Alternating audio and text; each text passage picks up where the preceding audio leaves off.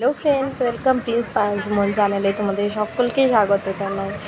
তো আমার জনুর বোঝানোর দিনের স্নান গোলাপ ফুলের পাপড়ি দিয়ে ওর পাপা নিয়ে আসা নতুন টাবে করে ও স্নান করছে।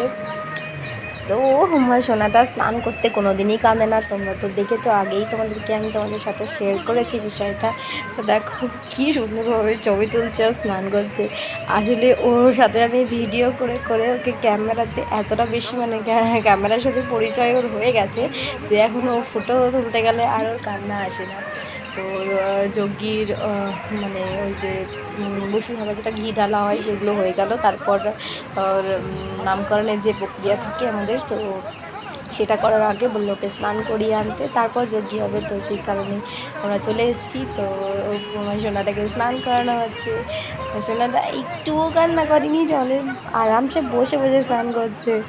আর এই যে দেখতে পাচ্ছ ওকে যে স্নান করাচ্ছে আমার সঙ্গে ধরে, এটা কে বলে তো ওর, এটা হচ্ছে ওর ঠাকুমা। বিশ্বাস করতে পারবে না, কিন্তু এটাই সত্যি কথা। এটা হচ্ছে আমার শাশুড়ি মায়ের কাকার মেয়ে বোন।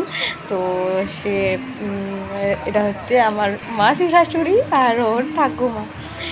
এবারে আমার মামিমার আমার শাশুড়ি মা এসছে। তারপর আমাদের স্নান করানোকে কমপ্লিট। একটুখানি তেল দিয়ে সাবান টাবান দিয়ে স্নান করানো সম্ভব হয়নি, একটুখানি তেল দিয়ে আর ওকে স্নানটা সে করিয়ে দিলাম।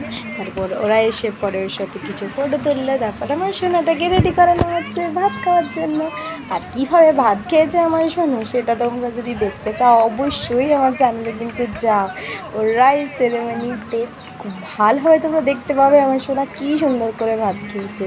আমার সোনার সব কার্যকলাপ, সব বদমাশি, সব কিছু কিন্তু তোমরা পেয়ে যাবে আমার ওয়েলকাম প্রিন্স পাঞ্চমন চ্যানেলে। তোমাদের সাথে আমি সব শেয়ার করতে চলেছি। সো গাইজ অবশ্যই কিন্তু দেখতে হবে, আর আমার চ্যানেলটাকে সাবস্ক্রাইব করতে ভুলো না। কেমন লাগলো স্নানটা?